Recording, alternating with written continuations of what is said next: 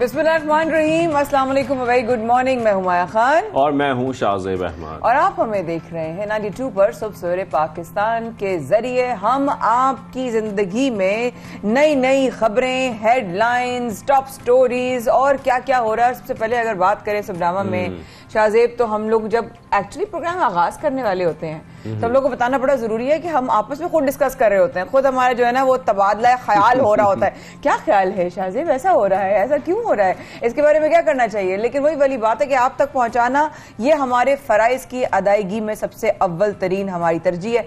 तो शाहजेब, क्या हो रहा है आज सबनामा का आगाज हम किससे कर रहे हैं? फाइनली वो होने जा रहा है जिसका हम सबको इंतजार था। माया, बहुत अरसे से हम इंतजार कर रहे थे कि हमारी काबीना तश्कील दे दी जाए और हमारे मुल्क में वजीर आजम साहब तो आ चुके हैं, लेकिन जो काबीना है वो नहीं बन पा रही। काम क्योंकि आगे बढ़ाने होते हैं, जरूरी कुछ वजारतें होती हैं जिनमें काम होना जाहिर बात है। जब काबीना नहीं होगी तो काम सारे रुक जाएंगे।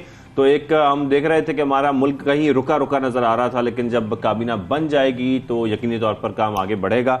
तो हम देख रहे हैं कि आज वफाकी काबीना की हल्फ बर्दारी की तकरीब होने जा रही है 11 बजे। बिल्कुल। और 11 बजे वो तमाम लोग जिनके नाम इसके लिए मुख्तलिफ वजारतों के लिए नामजद किए गए हैं, वो तमाम लोग अपना जो हल्फ है वो उठाएंगे। साथ में सदर आरिफ अलवी अदालत के बायस तकरीब में शिरकत नहीं करेंगे। तो चेयरमैन सेनेट सादिक संजरानी वुज़रा से हल्फ लेंगे। बिल्कुल ऐसा ही है। साथ साथ क्योंकि एक बात तय है कि 11 बजे तक होगी, तो आप सब सवेरे पाकिस्तान में पूरी अपडेट लेकर फिर आप जो है इस हल्फबर्दारी की तरफ बढ़ सकते हैं। काबीना में नून लीग के 12, पीपल्स पार्टी के 9, JUI के 4 और MQM के 2 वुज़रा शामिल होंगे। दीगर इत्तेहादी जमातों को भी वजारतें दी जाएंगी। और साथ साथ इसी में आगे अगर देखें तो मजमूई तौर पर वफाकी काबीना के 34 अरकान होंगे। ANP ने वफाकी काबीना का हिस्सा बनने से माजरत कर ली। वैसे काफी बड़ी काबीना नहीं बन गई है। अगर हम नून लीग का देखें, 12 नून लीग के, पीपल्स पार्टी के 9, JUI के 4, MQM के 2, ये तो बहुत सारे वुज़रा हो जाएंगे। जितना कम वक्त है इसमें इतने सारे वुज़रा क्या करेंगे। अब वही वाली बात है कि कम वक्त भी है और मुकाबला सख्त भी है। और जहां तक मुकाबले की बात आ रही है तो साबिक वजीर आजम इमरान खान ने जस्टिस काजी जो है फाइज ईसा के खिलाफ जो रेफरेंस भेजना गलती तस्लीम कर लिया। सो ये एक्चुअली अच्छी बात है कि चलिए अगर कोई गलती हुई है तो ये एक्सेप्ट करना भी चाहिए, लेकिन कहा कि हमें गैर जरूरी तौर पर अदालत महाजराई नहीं करनी चाहिए थी। चले ओके। इमरान खान ने चीफ इलेक्शन कमीशन के खिलाफ रेफरेंस लाने का ऐलान भी कर दिया। कहते हैं सिकंदर सुल्तान राजा का नाम स्टैब्लिशमेंट ने दिया था, 3 तजावीज भी स्टैब्लिशमेंट लेकर आई और इस्तीफे का सोच भी नहीं सकता था। उन्होंने ये भी कहा कि तोशा खाना से तहाइफ खरीद के बेचना कोई जुर्म नहीं है। तो इस हवाले से जैसे कि तोशा खाना के हवाले से काफ़ी बातें आ रही हैं, जिसमें बहुत सारी चीज़ें हैं जो कहा जा रहा है कि खान साहब ने जो है वो बेची हैं या वो साथ ले गए हैं। तो इस हवाले से फिर खबर ये भी है जिस पे मुझे बड़ी खुशी हुई, और वो खुशी इस बात पे हुई कि आखिरकार इंसाफ मिल गया। जो एक हमने केस देखा था श्रीलंकन शहरी पर जो तशद्दुद किया गया था, तशद्दुद करके हमने देखा कि उसे जान से मार दिया गया था, और जान से मारने के बाद बहुत सारे मुजरिमान थे जिनको गिरफ्तार किया गया था। अदालत में केस चल रहा था और आखिरकार अदालत ने फैसला सुना दिया है। 6 मुजरिमों को सजाए मौत जबकि 7 को उम्र कैद की सजा सुनाई गई है। और सिर्फ यही नहीं, क्योंकि हमने देखा था कि वहां बहुत सारे लोग इसमें शामिल थे। तो कहा यह जा रहा है कि 76 मुजरिमों को 2-2 साल कैद की सजा भी सुनाई गई है। 76 मुजरिमान को। अब देखिए, कानून एक तरफ, लेकिन इंसानियत जो है ना, उस वक्त आपका किरदार क्या होता है उस पर बहुत आपकी जिंदगी, आपकी आने वाली नस्लें, आपके अमाल नामे, तब सब उस पर डिपेंड करते हैं। आगे बढ़ते हैं सुबनामा में। IMF ने हुकूमत से मुज़ाकराती टीम के नाम मांग लिए हैं। जराये के मुताबिक मुज़ाकराती टीम के नाम मिलने के बाद मुलाकात का स्केड्यूल तय किया जाएगा। बिल्कुल। और मुज़ाकरात में पाकिस्तान को दरकार नए पैकेज पर भी बात होगी। साथ में नए पैकेज के जरिए फौरी बैरूनी अदायगियों को यकीनी बनाया जाएगा।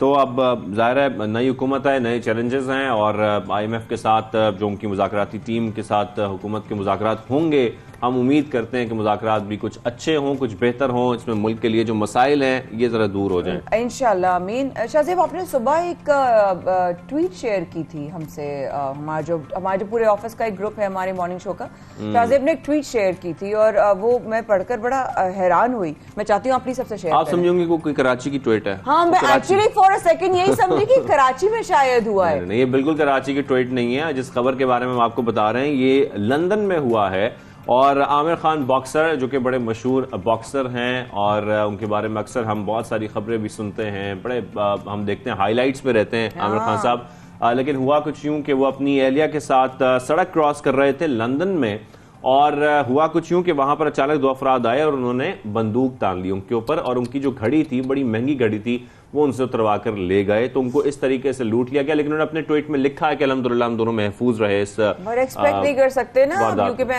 एक्चुअली हाँ होती हैं, स्ट्रीट्स ऐसी होती हैं। देखिए, चोर डाकू लुटेरे हर जगह मौजूद है, मानते हैं, लेकिन एक तो किसी सेलिब्रिटी के साथ हो और वो ग्लोबल एक सेलिब्रिटी लेवल का बॉक्सर हो, और बॉक्सर हो, पाकिस्तानी बॉक्सर हो, तो हमें लगेगा है ये क्या, ऐसे तो नहीं कह रहे कि आप ये वहां क्यों, यहाँ क्यों नहीं। लेकिन देखिए, इससे हमें एक मैसेज ही मिलता है, वो बॉक्सर हैं और हमें पता है कितने बेहतरीन बॉक्सर हैं, इसके बावजूद उन्होंने मजाहमत नहीं की। तो हम लोगों को भी यही चाहिए, मेरे ख्याल में कोशिश ये करनी चाहिए, क्योंकि हमारी अपने आप को बचाने के चक्कर में चीजों के पीछे जो है ना वो बहुत बड़े बड़े नुकसान हो जाते हैं। तो हमें कोशिश ये करनी चाहिए, कोई चीज मांग रहे हैं तो आप दे दें, और कुछ नहीं हो सकता जब तक कि जाने तो जहान है। और किसी की घड़ी में जान हो, जैसे कि मैं हूँ, मुझे तो घड़ियां बहुत भी दे दें आप भी। लेकिन चले आगे बढ़ते हैं साथ साथ और प्रोग्राम का बाकायदा आगाज करते हैं। सबसे पहले जिस तरीके से सबसे पहले हमने आपको बताया प्रोग्राम के आगाज में सुबनामा में कि अब जो वुज़रा हैं वो तमाम लोग जो वुज़रा बनने जा रहे हैं वो आज हल्फ उठाने जा रहे हैं और हल्फ की जो तकरीब है वो आज 11 बजे सजेगी। इसमें तमाम लोग हमें नजर आएंगे जो कि इस काबीना में शामिल होंगे। तो आपको बताएं कि काबीना हल्फ उठा रही है, जिसमें मुस्लिम लीग नून की अगर बात करें कि उसके कौन कौन से लोग हैं, कौन कौन से रहनुमा जिसमें शामिल हैं, तो माया इसमें ख्वाजा आसिफ भी हैं, एहसन इकबाल भी हैं, राना सनाउल्लाह साहब भी हैं, अयाज सादिक भी वफाकी काबीना का हिस्सा होंगे। साथ में फहरिस्त में राना तनवीर, खुरम दस्तगीर, साद रफीक, मियाँ जावेद लतीफ के नाम भी शामिल हैं। पीपल्स पार्टी के भी हैं लोग, जिसमें खुर्शीद शाह हैं, नवीद कमर, शेर रहमान, कादिर पटेल, शाजिया मरी, हिना रबानी खर साहिबा और दीगर काबीना के जो अरकान हैं वो होंगे। मतलब पता है क्या, मैं एक चीज सोची थी जब आप नाम ले रहे थे ना, तो एकदम से ना वक्त बदल गया, हालात बदल गए, जज्बात बदल गए, फ्रेम बदल गया, लोग बदल गए। तो वो मैं कहती कि इतने ज्यादा चेहरे बदल जाएंगे, वो नए चेहरों से लोगों की बड़ी हमें भी नाम याद करने पड़ते हैं ना, वो पहले कोई और वजीर होता है, बाद में कोई और वजीर होता है, हम तो भूल जाते हैं कौन से वजीर। हमारे लिए अच्छी मुश्किल पै जाती है। अच्छा, तो वो वाली बात है। लेकिन अगर आगे बढ़े, ये वाली बात सोचे शाहज़ेब कि अगर इतनी ज्यादा जो है वो चेंजेस ऑब्वियसली आने वाली हैं और ये तो तय पा गई हैं, तो होनी ही है।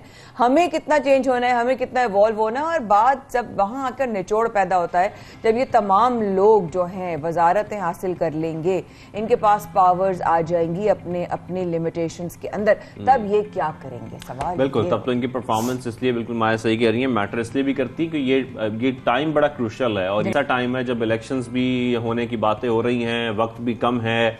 अच्छा, और ज्यादा जो नाम है ना वो नून लीग का, इनके वजीर आजम नून लीग के हैं। हाँ, काबीना में बेशक आपकी पीपल्स पार्टी के लोग भी शामिल है, तमाम लोग शामिल है, लेकिन जो परफॉर्मेंस का क्रेडिट जाएगा या नहीं जाएगा, जिस पर उंगलियां उठेंगी, आवाजें उठेंगी, वो सिर्फ और सिर्फ नून लीग होगी। उनके वजीर आजम पाकिस्तान इस वक्त शहबाज शरीफ साहब हैं। अब एमक्यूएम की भी बात चले, अमीनुल हक साहब जो है दूसरी दफा जो है वजीर बन जाएंगे। पहले भी हुकूमत में उस वक्त वजीर थे, अब वो दोबारा जो है वजीर बन जाएंगे।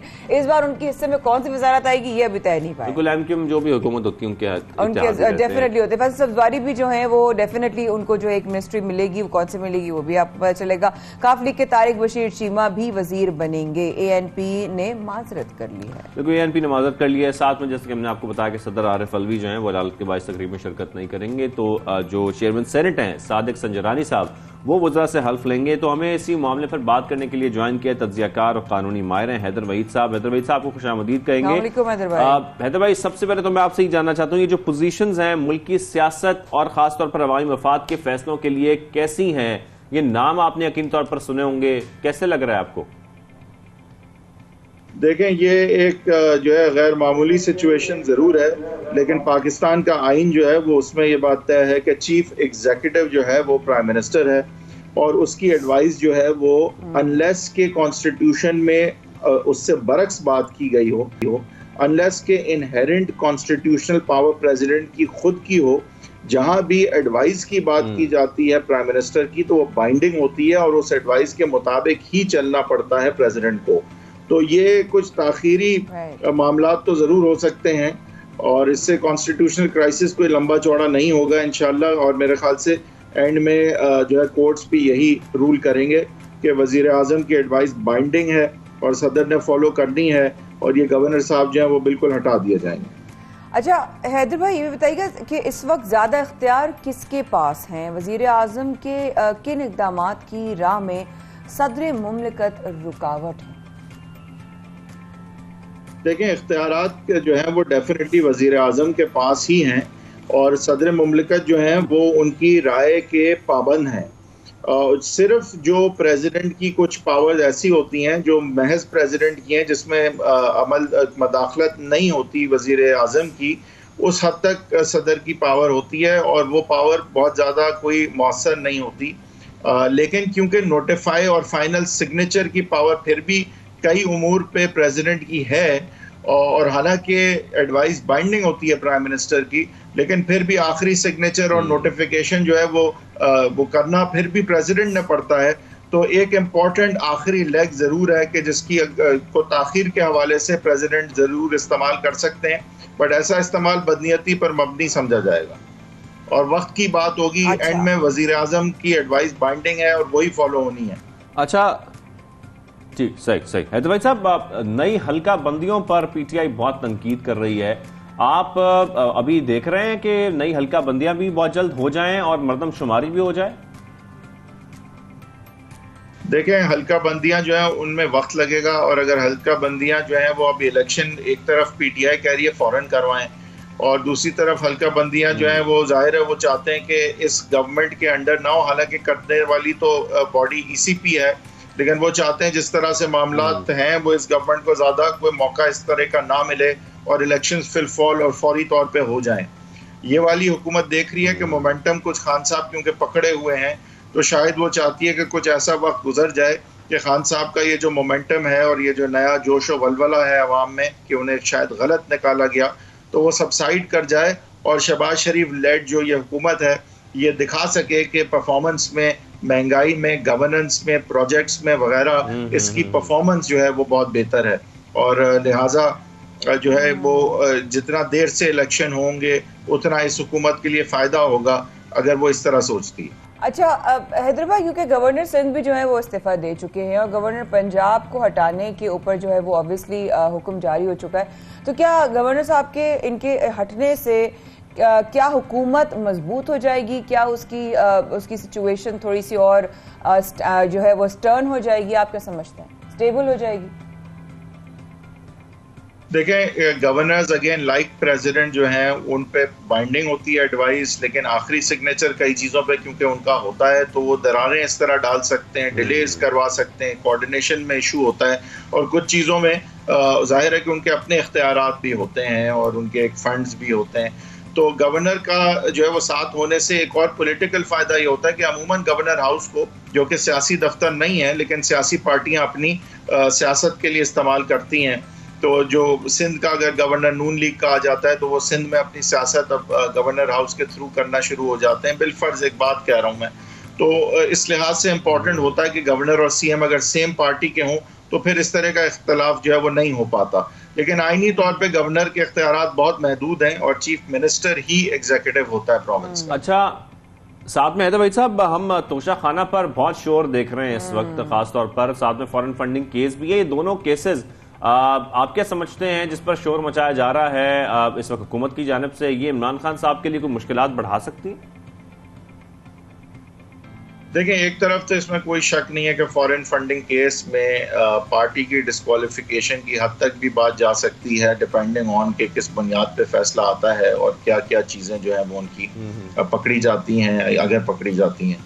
तो फॉरेन फंडिंग केस बहुत अरसे से क्योंकि जो है वो डिले हो रहा था, तो कुछ शकूक और शुबात इस हवाले से भी हैं कि क्यों हो रहा था, कोई ज़ाहिर मेरिट्स होंगे इसलिए हो रहा था वगैरह, और कभी भी पीटीआई की हुकूमत में ये केस आगे तक नहीं बढ़ सका। तो अब फॉरेन फंडिंग केस जो है वो डेफिनेटली खान साहब के लिए एक तशवीश का हामिल है और वो उसका हवाला जो है वो अपने जलसे में भी दे चुके हैं। और जहाँ तक ये उन्होंने घड़ी आगे बेचने का मामला है, तो खान साहब क्योंकि अपनी एक इमेज जिस तरह से दिखाते हैं कि वो अबव बोर्ड हैं, ईमानदार हैं, और बाकी सबको चोर कहते हैं, चूहा कहते हैं, तो उनके अपने मामलात अगर तो इस तरह से सामने आए और उसमें कुछ वजन देखा गया, तो फिर लोग ये भी सोच सकते हैं कि भाई ये भी तो उसी तरह हैं, तो ये जो बात करते हैं नया पाकिस्तान और मैं ईमानदार हूँ और ये चोर हैं, तो ये वाला उनका नैरेटिव उसका सफ़र कर सकता है। अब देखना पड़ेगा कि आगे ये हो पाता है, यानी कि खान साहब जो है उनकी खुद भी थिक स्किन है और उन पे चीज़ें स्टिक आराम से नहीं करती हैं, क्योंकि उनकी एक कल्ट फॉलोइंग भी है। तो देखना पड़ेगा कि आगे ये हथियार भी कितना मौसर होता है खान साहब के हवाले से। वैसे मैं आपको बता दूं कि उमूमी तौर पे कोई भी पॉलिटिकल पार्टी एंड में आवाम में जब गैर मकबूल हो जाए तो ख़त्म जभी होती है, केसेस से ख़त्म नहीं है। ठीक, यानी कि आप समझ ठीक हो गया। अच्छा, अब साथ साथ ये बताए वहीद भाई कि बिलावल भुट्टो जरदारी साहब को आप बतौर वजीर खारजा कैसा देखते हैं, क्योंकि वो यूके से आने के बाद? देखिए, बिलावल भुट्टो जरदारी साहब जो हैं उनकी एक तरबियत और एक माहौल में तरबियत उन्होंने पाई है, और ज़ाहिर है उनकी वालदा और फिर नाना जिनको उन्होंने शायद नहीं देखा, लेकिन वालदा की कम से कम सोबत में वो पले बड़े हैं, और उनकी वालदा जो है वो एक इंटरनेशनल फिगर थी, उनके अपने ताल्लुकात और उनकी रेपुटेशन भी इंटरनेशनली बहुत नोन है। तो बिलावल साहब की कुछ तरबियत भी और कुछ ताल्लुकात भी इस किस्म के हैं कि वो एक मौसर वज़ीर ख़ारजा हो सकते हैं। उनकी खुद की जो आइडियोलॉजी है वो ज़ाहिर है इंक्लूजन वाली है, अच्छे ताल्लुकात बना के रखने वाली है, वेस्ट से भी अच्छे ताल्लुकात वाली है। तो वज़ीर ख़ारजा के तौर पे जो है वो प्रॉमिसिंग कैंडिडेट नज़र आते हैं, और उनको भी तजर्बे की ज़रूरत है। वो भी हालांकि लीडर और चेयरमैन हैं, लेकिन उनके लिए भी ये अच्छा तजर्बा होगा, और वो एक बैनुल अक़वामी सतह पे अपना लोहा मनवाने का उनको मौका मिलेगा। तो मेरे ख्याल से तो उनको अगर ये मौका मिलता है तो उनको ले लेना चाहिए। और क्योंकि हैदर साहब खारजा पॉलिसी की बात हो रही है, तो साबिक वज़ीर आज़म का दौरा रूस हम देखें, या हम खासतौर पर अमेरिका की पाकिस्तान में मुदाखलत से मुतालिक जो मौक़िफ़ है उसने पाकिस्तान की खारजा पॉलिसी पर कितना असर डाला है, और ख़ासतौर पर आप क्या समझते हैं कि इस हुकूमत के लिए किन ममालिक से, दीगर ममालिक से ताल्लुकात बढ़ाना या मज़ीद मजबूत करना फौरी तौर पर बहुत इंपॉर्टेंट है? देखें, जाहिर है कि रूस जिस मौके पे ये ट्रिप हुआ था, तो वेस्ट जो है ख़ासकर अमेरिका जो है उसको तो बहुत ज़्यादा तशवीश थी, और गम और गुस्से का भी उन्होंने इजहार किया, और आगे फिर जो कॉन्सिक्वेंसेस खान साहब बताते हैं एक बैनुल अक़वामी साजिश की तरफ, वो तो बल्कि इशारा करते हैं। वो थी नहीं थी या जो भी थी, इसमें कोई शक नहीं है कि वेस्ट नाराज़ था पाकिस्तान से और उस वक्त के वज़ीर आज़म इमरान खान साहब के इस ट्रिप के हवाले से, और ज़ाहिर है कि उससे मनफी असर पड़ा पाकिस्तान के ताल्लुकात का उन ममालिक के साथ जहाँ हमारी तिजारत बहुत ज़्यादा है, जहाँ से रेमिटेंसेस भी आती हैं, जहाँ से मिलिट्री रिलेशनशिप्स भी हैं। तो मेरे ख़्याल से खान साहब ने एक रिस्क लिया था बहुत बड़ा, और आज अगर आप देखें तो अब खान साहब क्योंकि नहीं हैं, तो जो बैनुल अक़वामी ताकतें जो खान साहब से अच्छे ताल्लुकात रखने से कासिर थीं, शायद उसमें अगर सऊदी अरेबिया को देखें तो वहाँ से अगर हमें ऑयल डिफर्ड पेमेंट्स पे आ जाए, अगर वेस्ट को देखें तो IMF से शायद हमें कुछ अब पैसे मिल जाएं, अगर ये मामलात कुछ इस हुकूमत के लिए ईज़अप होते हैं, तो जो बहुत तल्ख और मुश्किल माशी चैलेंजेस हैं उसमें मदद मिल सकती है।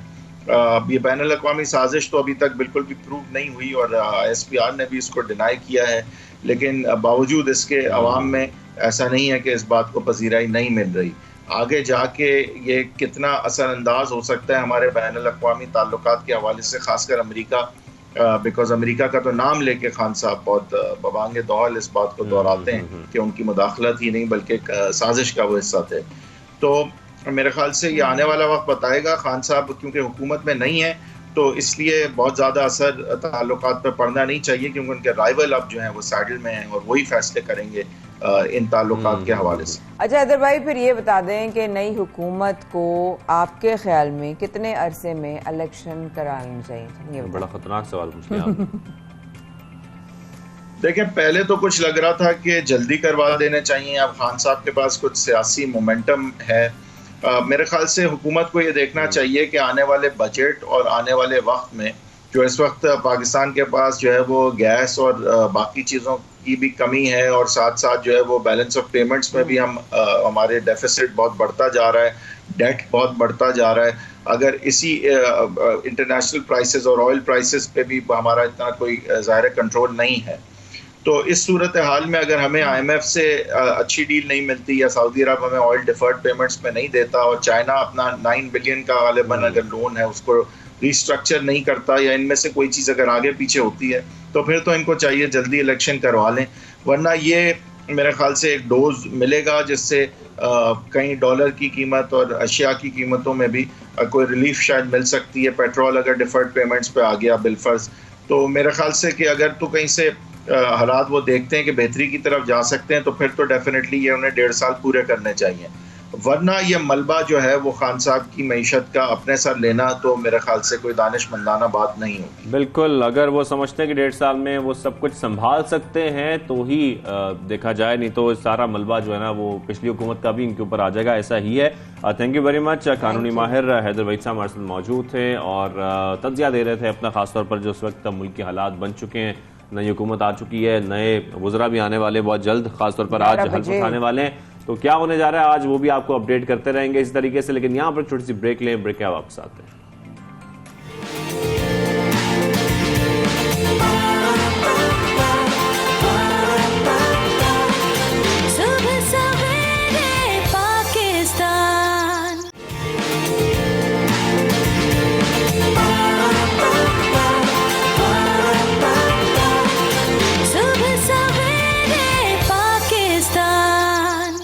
सिलसिले पाकिस्तान में शाज़ेब बरमाया के साथ रहने का बेहद शुक्रिया। रमजान मुबारक का बाबरकत महीना चल रहा है, इबादतें चल रही हैं, दूसरे अशरे की तरफ से हम तकरीबन इख्तिताम को पहुंचने वाले हैं और फिर अगला अशरा शुरू हो जाएगा। लेकिन साथ साथ बहुत सारी इंपॉर्टेंट चीज़ें हैं जो हमें वक्त से पहले और इस वक्त ज़रूरत वक्त यह है कि हम ये दुआ करें कि जो ये खबरें अब जो हम आपसे शेयर करने वाले हैं वो अल्लाह करे ना हो, उसके लिए हमें दुआ भी करनी है और दवा भी करनी है। बिल्कुल दवा भी करनी है, क्योंकि सवाल ये है हमारा कि क्या 2025 में पाकिस्तान से पानी खत्म होने जा रहा है या पानी की शदीद किल्लत पैदा होने जा रही है, क्योंकि जो हालात बनते जा रहे हैं, जो खतरात हैं वो तो कुछ यही इशारा दे रहे हैं कि 2025 में पाकिस्तान में पानी की शदीद किल्लत होगी। इसकी वजूहात क्या हैं, इक़दामात क्या उठाने फौरी ज़रूरी हैं, क्योंकि जो अभी तक रिपोर्ट सामने आ रही हैं जैसे कि इंटरनेशनल मॉनेटरी फंड है, यूनाइटेड नेशन डेवलपमेंट प्रोग्राम और Pakistan council of research in water resources की रिपोर्ट्स हैं,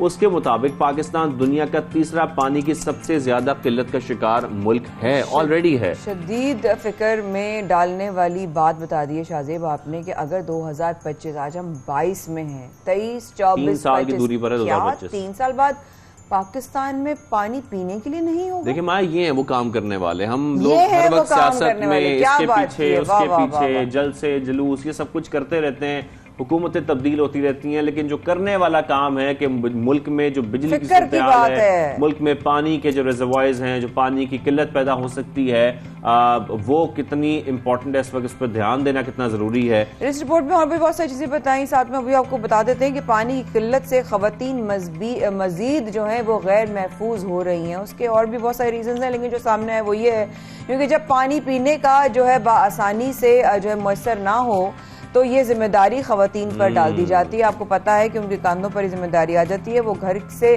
तवील लंबे लंबे फासले तय कर कर मटके, बोतलें, पानी, सुराइयाँ वो लेने जाती हैं, पानी भरकर उनको लाती हैं। खासतौर पर देहातों की बात कर रहे हैं हम, पसमानदा इलाकों में, देहाती इलाकों में ये होता है। और सही कह रही हैं बिल्कुल कि वो तमाम खवातीन के ऊपर ही जिम्मेदारी आती है कि वो मटके उठाकर जा रही होती हैं और पानी भर भर कर या कुएं से लेकर आ रही होती हैं, आसपास की जगहों से लेकर आ रही होती हैं। आसान नहीं होगा, अगर पीने का पानी मिलेगा ही नहीं तो बंदा लेकर कहां से आएगा, क्या करेगा, कैसे सर्वाइवल होगा।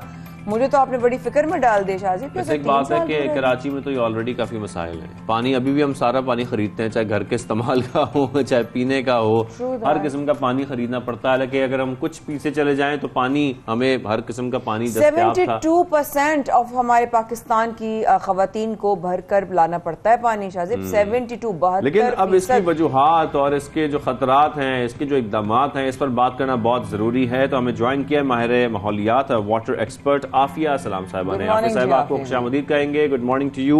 उम्मीद है आप खैरियत से हैं, ठीक ठाक हैं। बहुत बहुत शुक्रिया, आपको भी उम्मीद है खैरियत से होंगे। आफिया साहिबा, सबसे पहले तो आपसे मैं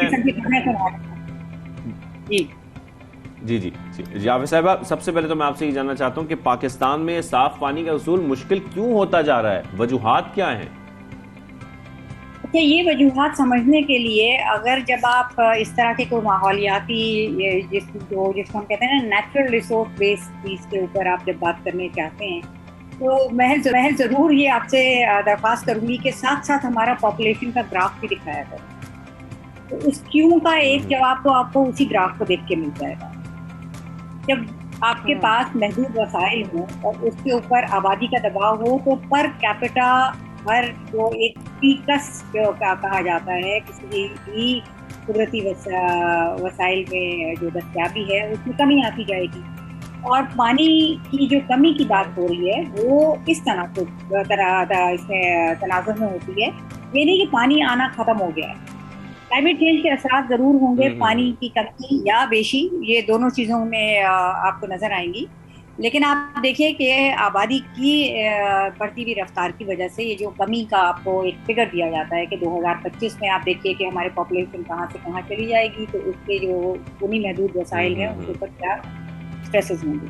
दूसरी चीज़ ये कि आपने इसको सिर्फ पानी के हुसूल से आपने इसको नहीं जोड़ा, आप यहाँ साफ पीने के साफ पानी की सुविधा की बात कर रहे हैं। तो वो कम से कम हो जाएगा बात कर रहे हैं, तो वो तो अभी भी कम है।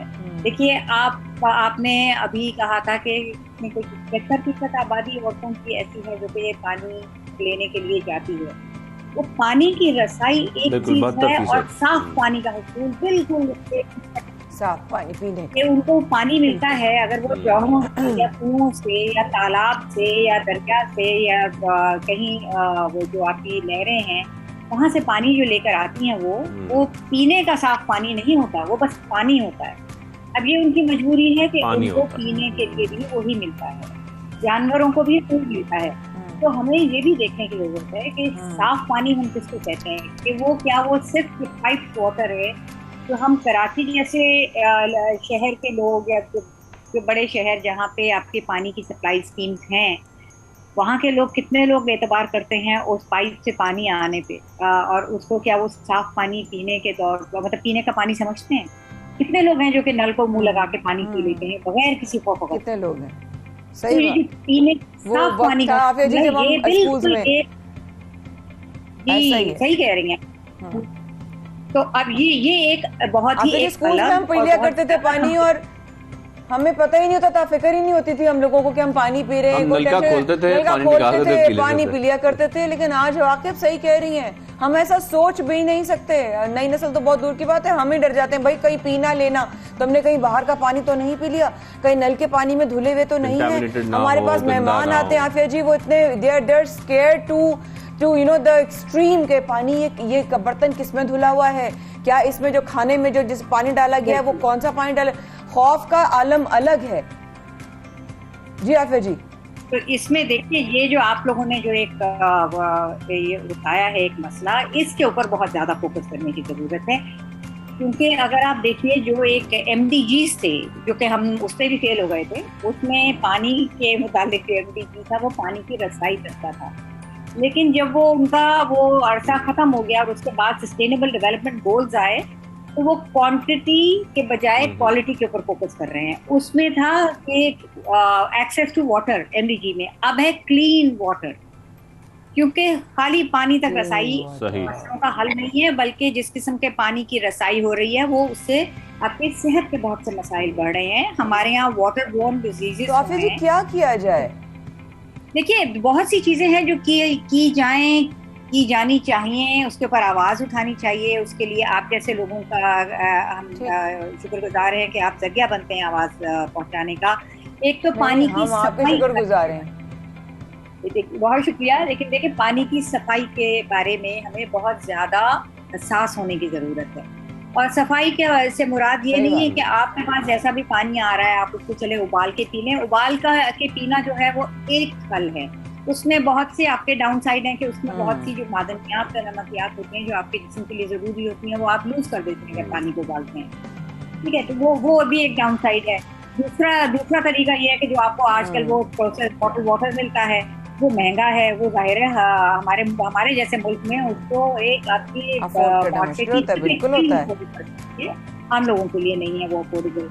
उसमें फिर जो हुकूमती इदारे हैं वो जाहिर है जिम्मेदारी भी उनकी है, वसाइल भी उनके हैं आप जो कह रही हैं कि हम अपने ज़माने में स्कूल में नल से पानी पी लेते थे, वो ही वाले नल और जिस पाइप के जरिए उस नल में पानी आता था वो अभी तक हैं, वो करोड़ हो चुके हैं, कई जगह टूट फूट का शिकार हैं। उनके अंदर जो साथ में, और ये पाकिस्तान की कुछ इस तरह से हमारे वाटर एंड सैनिटेशन का हमारा जो एक निज़ाम है, उसमें ये कि स्वेज की पाइपलाइन भी पानी की पाइपलाइन के पास ही नजर रही होती है। तो जब ये यहाँ पे टूट फूट होती है और वहाँ पे भी टूट फूट हो रही होती है, तो वो लीकेज होती है और उसके अंदर से भी आपके पास आता है।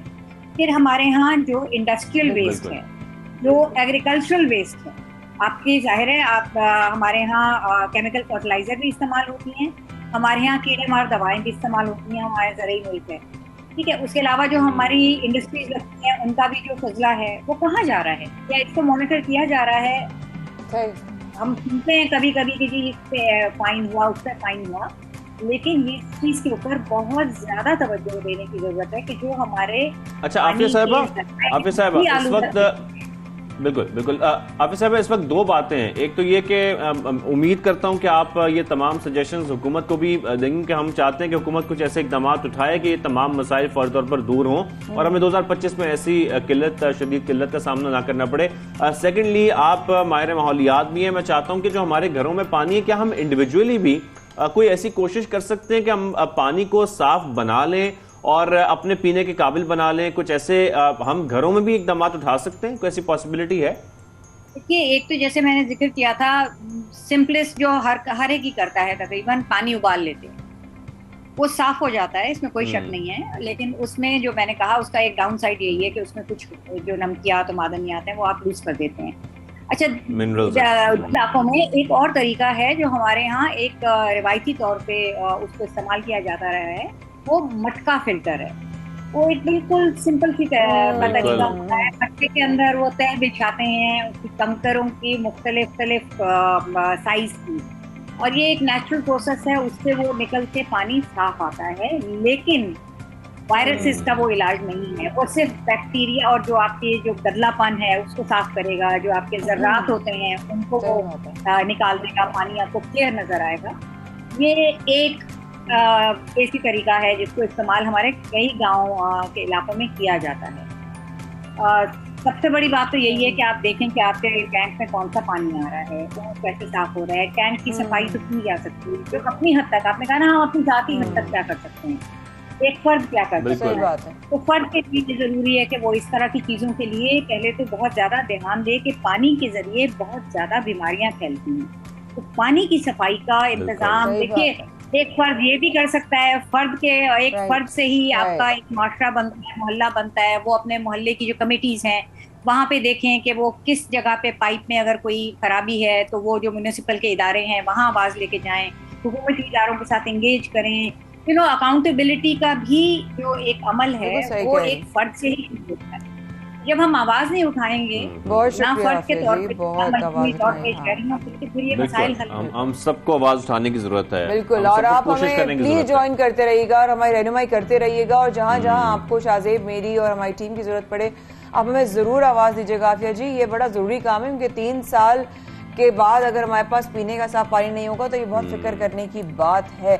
अब प्रोग्राम को आगे लेके चलते हैं, और साथ साथ ये भी फिक्र करने की बात है कि जब नेक लोग इस जमीन से चले जाते हैं तो फिर पीछे वो नेकी कौन संभालेगा, कौन देखेगा? उनके जाने के बाद जो यतीम हुए, जिनसे उनका खून का रिश्ता था या नहीं था, लेकिन उन्होंने उनको माँ बाप वाला प्यार दिया, बच्चों को गोदें दी, उनकी जिंदगी सवारी। हम बात कर रहे हैं हमारी बहुत ही प्यारी, बहुत ही हमें अजीज जो जो है अल्लाह पाक को प्यारी हो चुकी हैं और रज़ा इलाही से, लेकिन क्या शख्सियत थी शाहजेब। बिल्कुल, और यकीनी तौर पर ये नुकसान नाकाबिल तलाफ़ी है और हम सब इस दुख में शामिल भी हैं, क्योंकि इंसानियत की खिदमत जिस तरह उन्होंने की है, जैसे कि हम देखते आए हैं, जिस तरीके से उन्होंने कफ़ालत की है बच्चों की, और एक वालदा का दर्जा था उनके पास। ईदी साहब की बात करें या बिल्किस साहिबा की हम बात करें, और हम चाहते हैं कि आज हम उनकी कुछ थोड़ी सी यादें ताज़ा ज़रूर करें, क्योंकि ऐसे लोग इस दुनिया में बहुत कम होते हैं और फिर हम उनको यकीनी तौर पर बाद में बहुत याद भी करते हैं। तो आज हमें ज्वाइन किया है उनके साहबजादे फैसल ईदी साहब ने।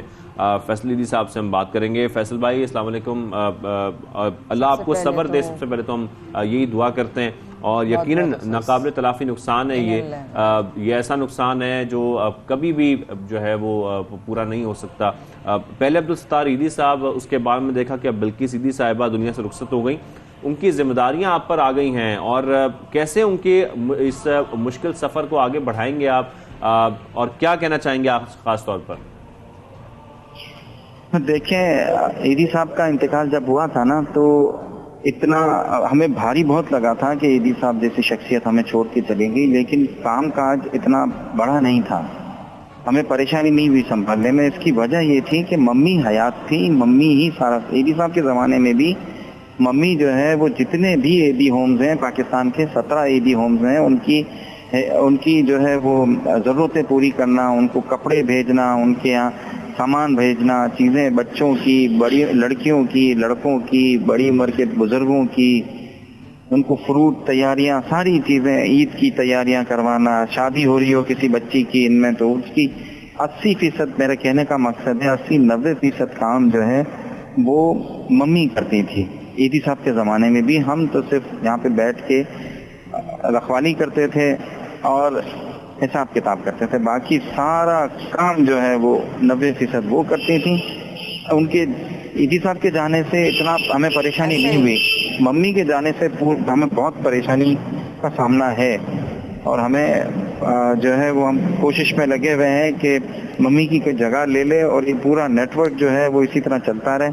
अल्लाह करे कि ये इसी तरह चलता रहे और जो हज़ारों लोगों की जिंदगियां वाबस्ता है मम्मी की जो जगह से, वो जिंदगियां सलामत रहें, महफूज रहें, बच्चियां हमारी महफूज रहें और इनकी उसी तरीके से शादियां होती रहें। अल्लाह अल्लाह अल्लाह, आपने क्या मंजर खींच दिया हमारे लिए। तो मैं तो उनको साहिबा नहीं, उनको बिल्किस माई कहती थी और हमारा उनसे रिश्ता ऐसा था, वो बैठती थी तो मैं उनके पैरों में जाके बैठ जाया करती थी। वो ऐसी शख्सियत थी कि उनके अंदर सिवाय ममता के और कुछ था ही नहीं। हाँ, बहुत अच्छा सेंस ऑफ ह्यूमर था, बहुत बच्चों के साथ बच्चा, बड़ों के साथ बड़ा। लेकिन हमने ये भी सुना है फैसल भाई कि वो किसी बच्ची की शादी की तैयारियां कर रही थी, अब वो किस तरीके से मुकम्मल होगा, उसको कैसे आगे लेके चलेंगे? जी, एक बच्ची थी यहीं पे बड़ी हुई थी, लावारिस, उसकी शादी की तैयारी में थी। मेरे जहन में नाम नहीं है, क्योंकि वो उनके फर्नीचर बनाना, उनके सामान लेना, कुरान पाक के साथ जो है वो सूरह बकरा और सूरह यासीन देती थी। जो भी शादी होती थी ना यहाँ पे, उनको ये तीनों कुरान पाक देती थी, सूरह यासीन देती थी और सूरह बकरा देती थी। और फर्नीचर तैयार करवाना, कपड़े मंगवाना, उनके लिए कपड़े बनवाना, सारी चीज़ें तैयार करती थी। शादी का पूरा यहाँ पे मेहंदी होना, बच्ची यहीं पे आ जाती थी ना, किसी भी सेंटर की हो ना बच्ची, शादी के लिए राजी हो जाए और तो फिर उसको यहाँ लेकर आते थे, उसके लिए रिश्ता ढूंढती थी मम्मी। और जब रिश्ता मिल जाता था तो फिर तैयारी होती थी, सारे सामान, घर की तैयारी, सामान की तैयारी, चीज़ों की तैयारी उसमें थी। बस अब रमज़ान के बाद जो है वो शादी की थी तैयारी, अब करेंगे, हम रोकेंगे तो नहीं इंशाअल्लाह। हमारी बच्ची है, उसको ऐसे छोड़ देंगे तो ये जालिम समाज जो है वो, हमारी बच्चियों की हिफाजत मुश्किल हो जाएगी ना, हम नहीं छोड़ेंगे उनका साथ। सही बात, बिल्कुल, बहुत मुश्किल अब ये आपके लिए भी मिशन है, यकीनी तौर पर है। और हज़ारों बच्चे हम देखते हैं कि वो एक वालदा से महरूम हो गए। अब तो आप ही उनके वालिद हैं, आप ही वालदा हैं। तो फैसल साहब, अब इस मिशन को तेज़ करने के लिए, लावारिस बच्चों के जो मामलात हैं उनको आगे बढ़ाने के लिए आप क्या करना चाहते हैं या क्या करने जा रहे हैं मज़ीद? आज सुबह में 4 बजे उठा ना, तो सैरी करने के बाद मैंने अपनी बीवी को जाके मेरी अपनी माँ की जगह पे बिठाया, उसी बाकड़े पे जाके बिठाया जहाँ पे मेरी माँ बाकड़े पे बैठती थी, बेंच पे। और उसको मेरे 4 बच्चे वहाँ पे मैंने सबको बुलाया और उन सबसे वादा लिया कि मेरी बीवी को अब वहाँ से नहीं हटाएंगे और वो मेरी माँ की जगह खाली कभी भी नहीं करेगी और मेरी माँ के कमरे को भी कभी बंद नहीं करेंगे।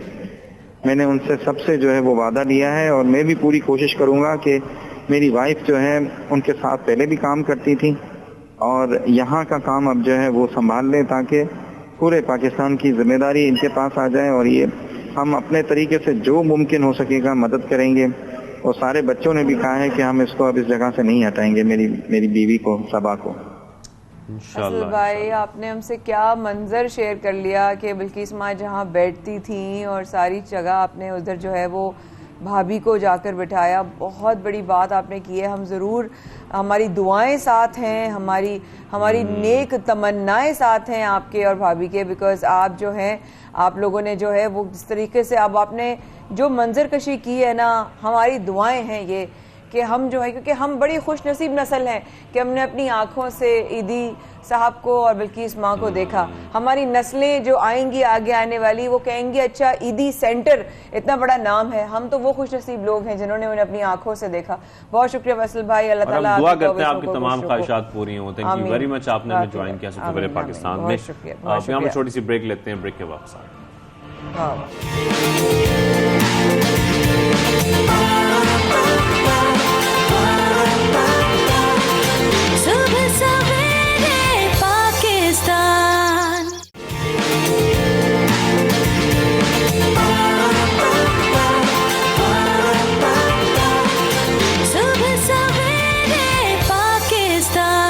हम एक बाहिम्मत इंसान की बात कर रहे हैं, हम अपने हीरोज की बात करते हैं, ऐसे लोगों की बात करते हैं, ऐसे लोगों से मुलाकात करवाते हैं जिनको देख के हमें भी इंस्पिरेशन मिलती है और हम भी बड़े मोटिवेटेड हो जाते हैं, खासतौर पर जब हम थोड़ा लो फील कर रहे होते हैं। बिल्कुल ऐसा ही। तो जो ऐसा शख्स जिसकी आज आपसे मुलाकात करवा रहे हैं, हर तकलीफ का उन्होंने सामना किया, परेशानियों का सामना किया, लेकिन सबसे बड़ी बात ये होती है कि आप हिम्मत ना हारें, आगे बढ़ते रहें और तमाम परेशानियों के बावजूद अपनी मेहनत को जारी रखें। ये बड़ा ज़रूरी है। हम बात करते हैं ना अक्सर, कंसिस्टेंट होना बड़ा ज़रूरी है।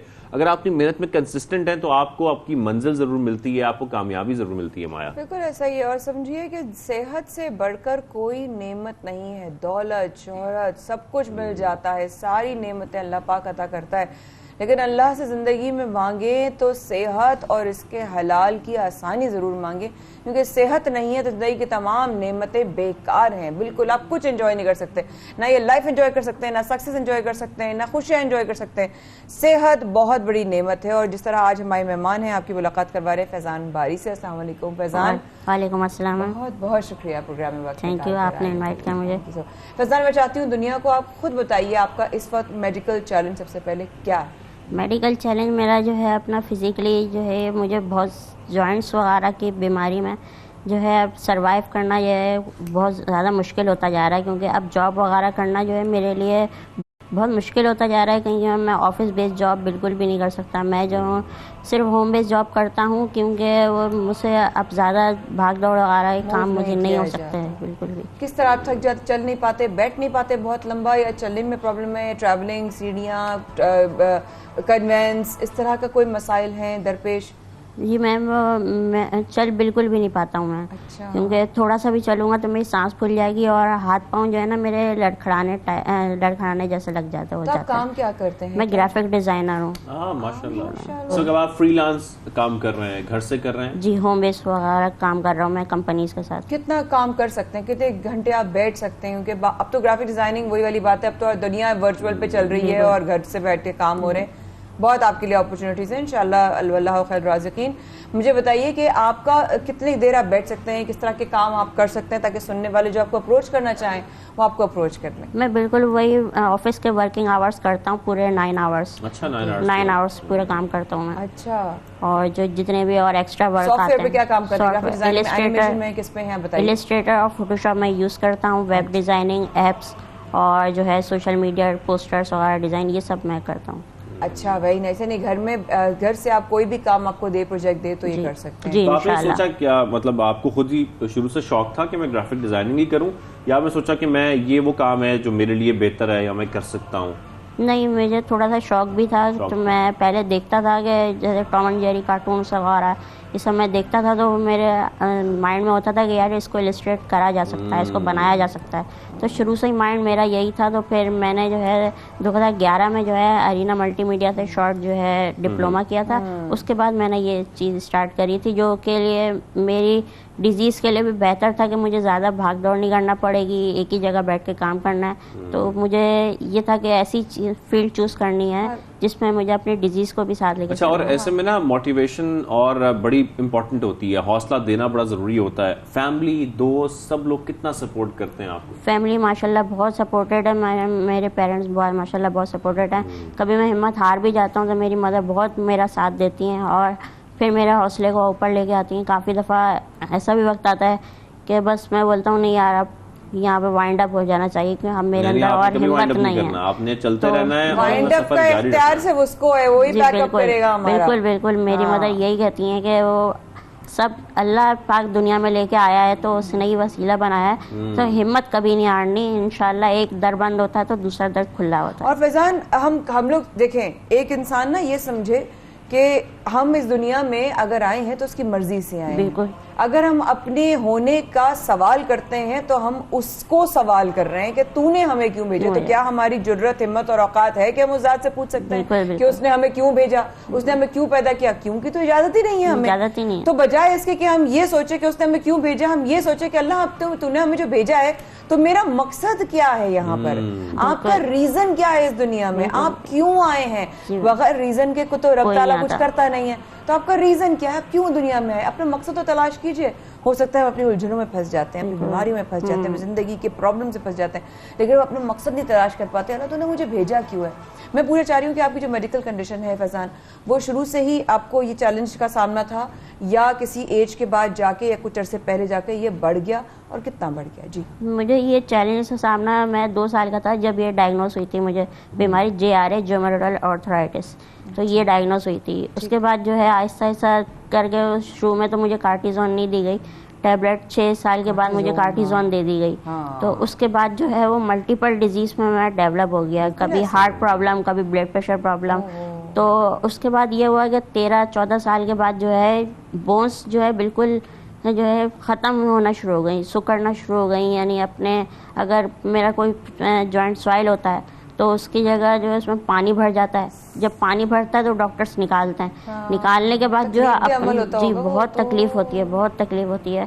जब वो पानी निकाल लेते हैं तो वो अपना शेप चेंज कर लेता है और अपनी जगह छोड़ देता है। जैसे घुटना, जैसे नी है जी, वो इतनी नरम हो चुकी है कि अपनी जगह चेंज कर लेती हैं, शेप चेंज कर देती हैं। तो इस वजह से जो है चलने फिरने में भी काफ़ी प्रॉब्लम होती है। आपका मुसलसल ट्रीटमेंट चलता रहता है? जी, मेरा ट्रीटमेंट चलता रहता है। तकरीबन 30 साल हो गए मेरा ट्रीटमेंट चल रहा है। 30 साल कैसे अफोर्ड होता है बाहर? ठीक ठाक वो होता होगा? जी बहुत मैम, बहुत एक्सपेंसिव है इलाज। और ये मेरा जो फेस खराब हुआ, ये मेरा 6 ईयर्स हो गए ये खराब हुआ। अच्छा, पहले नहीं था? नहीं, पहले मेरा फेस खराब नहीं था। शाज़िब, क्यों ना बहुत सारे हमारे जानने वाले हैं, मीडिया में हैं और भी लोग हैं जो सब देख रहे हैं। बिल्कुल, मैं यही कहने वाला था कि बहुत सारी एजेंसीज, बहुत सारी एडवर्टाइजमेंट एजेंसीज हैं, बहुत सारे ऐसे सॉफ्टवेयर हाउसेज हैं जो कि ग्राफिक डिजाइनर्स रखते हैं। यकीनी तौर पर आजकल क्योंकि कोविड के बाद में खासतौर पर देखा कि बहुत सारे लोग घरों से काम कर रहे हैं और उसमें कोई प्रॉब्लम नहीं है। आप जो लोग काबिल हैं, जो लोग काम कर सकते हैं, उन लोगों से काम लिया जा सकता है, उनको घरों में बिठाकर भी काम लिया जा सकता है। तो मेरी आप लोगों से एक मतलब मैं ऐसे भी चाहता हूं कि अगर आप लोग ढूंढ रहे हैं कोई ऐसा ग्राफिक डिजाइनर ढूंढ रहे हैं जिसकी आप लोगों को तलाश है, तो हमारे पास आज फैजान बारी साहब मौजूद हैं और हमारे शो में मौजूद हैं। तो मैं चाहता हूं कि वो तमाम फ्रीलांस काम जो आप किसी भी ग्राफिक डिजाइनर से करा सकते हैं वो इनसे भी करा सकते हैं। तो ये भी इलस्ट्रेशन करते हैं, ये भी सारे काम करते हैं। तो वैसे आपकी क्या प्लान्स हैं कि आपने ग्राफिक डिजाइनिंग में कितना आगे बढ़ना है? फ्यूचर प्लानिंग क्या बनाई है आपने? मुझे आगे इंशाल्लाह जो है डेवलपमेंट साइड पे आना है और जो वीडियो एडिटिंग्स वगैरह ये सब सीखनी है। तो अभी भी मैं सीखना चाहता हूँ, लेकिन इंस्टीट्यूट्स वगैरह की थोड़ी फीस ज़्यादा होती है तो मैं अफोर्ड नहीं कर पाता अभी। आपकी उम्र क्या है अगर पूछ सकते हैं? मेरी उम्र है 32 साल है। 32 साल है। ठीक है, अगर आपकी उम्र 32 साल है तो मैं आपसे एक सवाल ये करना चाहती हूँ कि जब आपने इतने अरसे काम किया, आपने कहा मैंने 2013 से 2017 तक जॉब भी की, लोगों का घर में आपने कहा वालदा का बहुत सपोर्ट सिस्टम है। ऑब्वियसली हम तो ऑब्वियसली मिलते भी रहते हैं आप लोगों से। शाज़ेब, आप लोगों को जैसे आप आए फौरन पहचान गए, आपकी मुलाकात रही होगी। लेकिन मैं जानना चाहती हूँ कि जो आपसे पहली दफ़ा मिलते हैं या जहाँ आप काम करते रहे, उन लोगों का आपके साथ रवैया कैसा रहा? सबसे बड़ा चैलेंज इस बीमारी की वजह से आपको क्या रहा? सबसे बड़ा चैलेंज जो है मेरा ये होता है कि कुछ कंपनीज़ में जब मैं जाता हूँ इंटरव्यूज़ के लिए या किसी पहली बार मिलता हूँ तो वो शख्स तो जिसने बुलाया होता है वो तो सब जानता है, तो मिल रहा होता है, लेकिन उसके बैक साइड पे जितने भी लोग होते हैं वो सब हुटिंग्स करते हैं। कोई कुछ कह रहा होता है, कोई कुछ कह रहा होता है। ये जाहिर है वो जैसे कि खुले बोलेगा छोटा है, छोटी दुनिया, ये सारे अल्फाज जो है ऐसे यूज हो रहे होते हैं। आपकी परेशानियों का, आपकी मुश्किलात का, आपके उस मुश्किल कठिन रास्ते का नहीं पता जिससे आप गुजर के यहाँ पहुंचे। बिल्कुल। लेकिन फिजान, कब से इस तरह के जुमले, शुरू से इस तरह के जुमले कहा जाता है? जी, शुरू से ही। अच्छा, अब मैं आपसे सवाल ये करना चाहूंगी इजाजत के साथ। जी बिल्कुल। अब शुरू से लोग इस तरह बोलते हैं कि अब तक दिल मजबूत नहीं हुआ सुन सुन के? मैंने बहुत दफ़ा, मैंने जैसे पहले कहा, मैं हिम्मत हारा था, तो एक दफ़ा मैंने अपना फैसला किया था कि एक दफ़ा ज़िंदगी में ना खूब रो लो, अल्लाह पाक से बेहद शिकायतें कर लो, सब कर लो, एक दफ़ा खूब रो लो। उसके बाद जब नई सुबह होगी ना तो आप इंसान जो है ना खुद अपने आप को अपने मजबूत करता है, बोलता है छोड़ो यार दुनिया को, अपना काम करो, बस दुनिया को बोलना ही बोलना है। ये हुई ना। अगर आप कोई कहता है तो क्या करते हैं आप? एक कान से सुनो, दूसरे कान से शाबाश, ये हुई ना बात, ये हुई ना बात, क्योंकि दुनिया तो कहती रहेगी। आपने कब अपने कान, जो दूसरा कहते हैं ना, अक्सर बड़े कहते हैं ये क्यों, दूसरा क्यों है, वो इसीलिए निकालने के लिए फिल्टर कर दो। अल्लाह पाक ने हर इंसान के अंदर एक सलाहियत भी दी है और एक खामी भी दी है। आप उस खामी को छोड़ के अपनी सलाहियत को आगे बढ़ाओ, उसको इनहैंस करें। अच्छा फैजान, हमारे प्रोग्राम के जरिए आज आप कोई पैगाम देना चाहते हैं, कुछ कहना चाहते हैं तो प्लीज कहिए। बस मैं यही पैगाम देना चाहता हूँ कि जैसे गवर्नमेंट वगैरह हमें, हमारे जैसे लोगों को सपोर्ट करे, क्योंकि हमारे जैसे लोगों को सपोर्ट नहीं किया जाता। कंपनी में हज़ारों सीवियाँ पड़ी होती हैं, उनको जो है यानी पर्ची होती है, पर्ची लग गई तो उनका भी काम हो जाता है, हमारे तो सीवी उठा के देखी भी नहीं जाती है, तो फिर हम कहाँ जाएंगे? तो हमारे जैसे लोगों को सपोर्ट किया जाए, बस मेरी ये अप्रोच। आप हैं फेसबुक और इंस्टा पे हैं? जी। परफेक्ट, किस नाम से बता दीजिए ताकि फैजान बारी के नाम से मैं। फैजान बारी को आप लोग ज्वाइन करें, इनकी प्रोफाइल देखें, और उम्मीद करता हूँ मैं कि बहुत सारी एजेंसी इनको फैजान बारी की प्रोफाइल भी चाहिए होगी और इनका काम जरूरत होगी। Thank you very much Faizan बारी, आपने ज्वाइन किया सबसे पहले पाकिस्तान में, थैंक यू सो मच। और उम्मीद करते हैं कि आप अपना ऐसा ही सफर जारी रखेंगे, कभी भी हिम्मत नहीं हारेंगे, ऐसे ही मोटिवेटेड रहेंगे। Thank you very much. Program में आगे बढ़ते हैं और खैर ये हमारी थे ये जिनसे मुलाकात होने वाली है, देखो फैजान से भी मुलाकात हुई, लेकिन जिनसे हम मुलाकात कर रहे हैं किसी काफी दिनों से गायब चल रहे थे और मुझे इतने याद आ रहे थे जब आए, जब वो आते हैं कहते हैं ना आप आए बहार आई, तो मैं कहती हूँ आप आए तो बारिश भी आई। जब जवाद भाई का नाम सुनते तो हमें जहन में कोई बारिश वारिश आती है, हमें लगता है कि जवाद भाई आ रहे हैं, इसका मतलब बारिश भी होने वाली है। जवाद भाई कैसे हैं आप? खैरियत से हमारे साथ मौजूद हैं, कैसे हैं आप? जी वालेकुम अस्सलाम, अल्लाह का कहते हैं ठीक ठाक है। जवाद भाई, हम बड़े शहर कराची की सबसे पहले बात कर लेते हैं। गर्मी ने डेरे डाले में है, गर्मी चल रही है, क्या सूरत हाल रहेगी आने वाले दिनों में? खासतौर पर जो हफ्ता गुजरा है उसमें तो हमने बड़ी शदीद गर्मी देखी है, आने वाला हफ्ता कैसा है? देखिए शादिर भाई, कराची में आने वाला हफ्ता भी कुछ इसी तरीके से चलेगा। सीजनल टेम्परेचर हैं, टेम्परेचर रेंज तकरीबन 35 से 36 डिग्री रहेगी। ह्यूमिडिटी काफ़ी ज़्यादा है, तो इस वजह से फील्ड टेम्परेचर जो है वो 39-40 डिग्री तक चलते रहेंगे। अलबत्ता इस वक्त एक वेस्टर्न डिस्टर्बेंस जो है वो पाकिस्तान के काफ़ी सारे एरियाज में एक्टिव है, और क्योंकि साउथ वेस्ट की जो हमारी समंदरी हवाएं हैं ये भी शहर में मौजूद हैं, तो उसके इन्फ्लुएंस में कराची से कुछ दूर, शहर से कुछ दूर थोड़े बहुत चांसेस हैं कि कोई लोकल डेवलपमेंट हो सकती है अगले 1 से दिनों में। तो इसके ज़ेर असर शहर में ये चांसेस हैं कि मतलब 30 to 40% चांसेस है, ज़्यादा नहीं, कि कुछ डस्ट स्टॉर्म वगैरह शहर में आ जाए, या शहर से कुछ दूर जो है वो बारिश के बादल बनते हैं तो उसके ज़ेर असर जो है वो कुछ थोड़ी बहुत ड्रिजल वगैरह हो जाए। इसके अलावा कोई सिग्निफिकेंट वेदर जो है वो फिलहाल शहर में मौजूद नहीं है। अच्छा, यानी कि मेरा सवाल वहीं पर दबका रह गया। जवाद भाई, मैं हमेशा एक ही सवाल लेके आती हूँ और वो होता है बारिश के हवाले से, तो यानी कि बारिश का कोई इम्कान नहीं। मैं इतनी खुश हो रही थी कि अब पूरे पाकिस्तान में एग्जैक्टली हम ऐसे ललचाए हुए ना, हमारे ऐसे दिमागों में ऐसी हालतें हो रही कि हम काश बारिश वाले माहौल में चले जाएं, लेकिन बारिश का सोचते ही ना रोजे में, रमजान में, गर्मी में एक अच्छी ताजगी का एहसास हो जाता है। तो पाकिस्तान के हवाले से भी जरा बताइएगा जवाद भाई कि बारिशें शुरू हो गई हैं, अब ये बारिशों का सिलसिला शुरू हो गया है या ब्रेक आएगा पाकिस्तान में भी?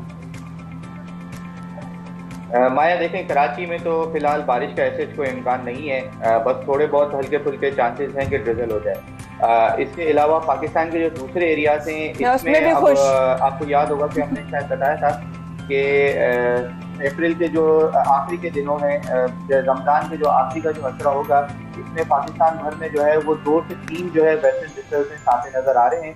इस वक्त एक काफ़ी अच्छा सिस्टम जो है वो मौजूद है। बलूचिस्तान के काफ़ी सारे एरियाज में अच्छी बारिश हो रही है, ज़्यादाबारी हो रही है। अपर सिंध के एरियाज में जो है वो काफ़ी अच्छे बारिशें और ज़्यादाबारी रिकॉर्ड की गई है। पंजाब में भी ये सिस्टम जो है ये आज या कल तक जो है ये पंजाब और केपी के भी काफ़ी सारे एरियाज में जो है ये फैल जाएगा और मजीद 1 से 2 दिन एक्टिव रहेगा। अच्छा जवाद भाई, हमने माजी में देखा कि ईद पर बारिश जरूर हो जाती है, तो ये इस दफा भी ईद पे चांसेस हैं कि ईद उल फितर पर बारिश हो जाए?